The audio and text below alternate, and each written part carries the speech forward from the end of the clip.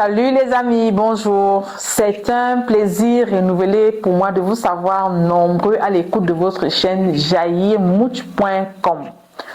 Aujourd'hui, je voudrais nous parler des discours et des managers qui les délivrent. Je ne suis pas certaine que les managers ou nos cadres se rendent compte qu'ils nous frustrent, nous les communicateurs et les communicatrices. J'espère qu'ils m'écoutent très bien. Et s'ils ne nous écoutent pas, prenez la peine de partager, s'il vous plaît. Généralement, qu'est-ce qui se passe? On prépare des discours bien étoffés, bien élaborés, qu'on présente à nos directeurs ou à nos managers.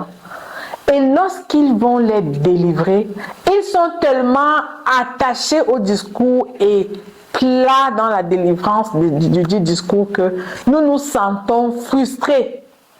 Alors je me suis dit, il est bon qu'on fasse un arrêt aujourd'hui pour en parler. Donc je souhaiterais nous parler de 7 astuces que les managers, autant pour moi, doivent utiliser pour réussir la délivrance des discours que nous leur préparons. Je m'appelle Jaïr Mouch, pour ceux qui ne me connaissent pas. Je me fais le devoir de nous enseigner la com que l'école n'enseigne pas.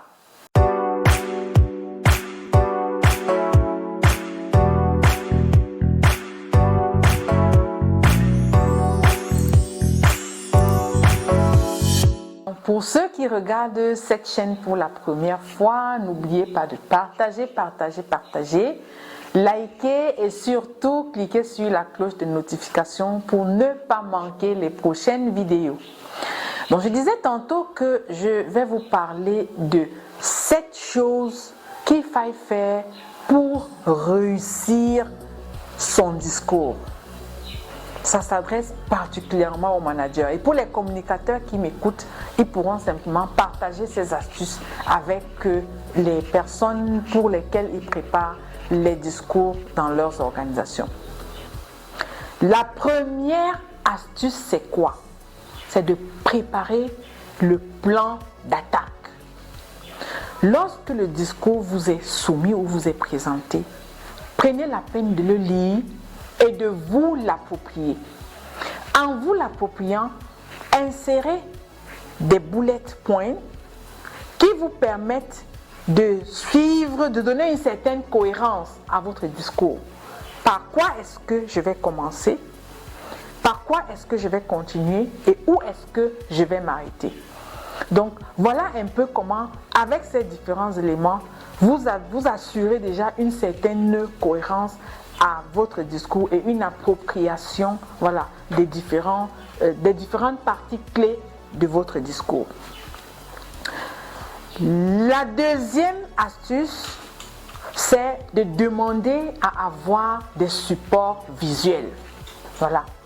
Si vous n'êtes pas certain de pouvoir vous détacher de votre discours, demandez des diapositives, 1 ou 2 diapositives, des photos, des graphiques qui vous permettent de présenter des explications. Voilà. De vous détacher de votre texte et de présenter des explications ou des exemples. Voilà. Donc, ça montre que vous avez une certaine maîtrise de votre sujet et ça crée une certaine rupture dans la livraison de votre discours et ça suscite aussi de l'engagement.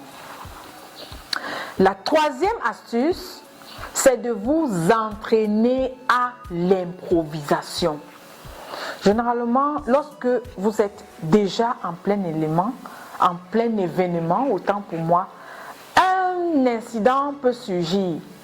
C'est à vous de savoir comment contourner ces incidents et rester focalisé pendant la délivrance de votre discours. Ça pourrait être par exemple une forte pluie qui s'abat subitement. Voilà, vous y allez avec une petite blague du genre les dieux de la pluie sont avec nous, d'où ces gouttes de bénédiction ou bien d'où cette pluie de bénédiction. Donc, trouvez quelque chose qui vous permettent de maintenir l'engagement avec votre public tout en insistant aussi sur la cohérence de votre texte. Voilà, quelque chose qui ne vous détache pas ou ne vous désaxe pas, si on peut le dire ainsi. La quatrième astuce, c'est d'engager votre public aussitôt que vous commencez à délivrer votre discours. Ça pourrait être une chanson, ça pourrait être une question que vous posez à votre audience, ça pourrait être une petite histoire. Trouvez un moyen d'engager votre public dès l'entame. Question de maintenir, de captiver leur attention jusqu'à un certain niveau. Cinquième astuce, et ça rejoint la quatrième, c'est de préparer des anecdotes. Ayez dans votre discours au moins une ou deux anecdotes qui vous permettent d'étoffer une certaine information ou d'étoffer un paragraphe de votre discours. Vous savez, généralement, avec les anecdotes, vous êtes un peu comme dans une histoire vécue, dans une expérience que vous partagez. Et là, vous n'en doutez point. Donc, vous vous détachez de votre texte, vous êtes à l'aise, vous racontez l'histoire ou l'anecdote et après, vous revenez à votre texte. Donc, il est important d'avoir au moins une ou deux histoires qui vous permettra de faire du storytelling et de captiver l'attention de votre audience de bout en bout. Donc, la sixième astuce, c'est de assurez-vous que vous variez votre style de livraison. Par style de livraison, on entend quoi? L'intonation, la posture, la communication par la gestuelle, le langage corporel. C'est tout cela que vous devez pouvoir gérer. Ne restez pas, par exemple, figé devant votre micro. Vous prenez du début à la fin sans pour autant changer, par exemple, le ton de votre voix ou utiliser votre langage corporel. Sachez avoir des mouvements dans l'usage de votre voix selon les émotions que vous voulez exprimer ou les émotions que vous voulez susciter. Donc, il est important de savoir varier le style de votre livraison pour pouvoir captiver l'attention de votre audience. Septième élément et pas des moindres, lorsque vous avez achevé votre livraison du discours, lorsque l'événement est parvenu à son thème, trouvez un espace, trouvez un moment, et c'est là la septième astuce, pour demander du feedback. Demandez un feedback, soit à vos collaborateurs directs, soit à votre communicateur ou à votre communicatrice.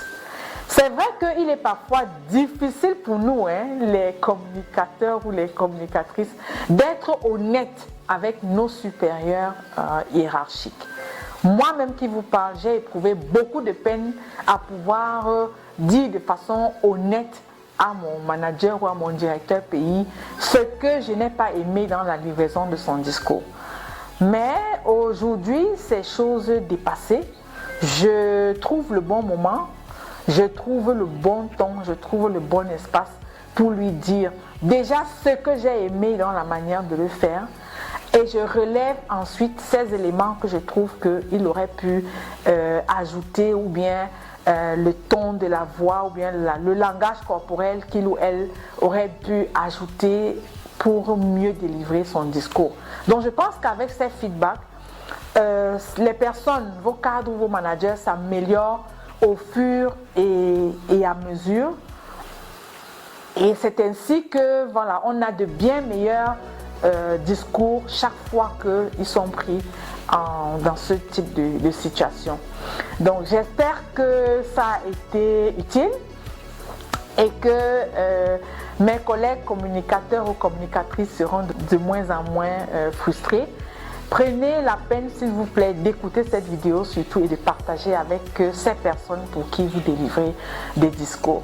Bien sûr, s'il y a d'autres éléments, n'hésitez pas à partager en commentaire et surtout à nous apporter ces exemples que vous avez souvent connus pour que nous y travaillions.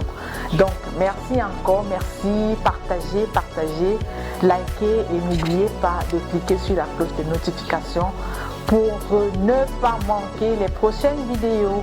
À très bientôt. Ciao.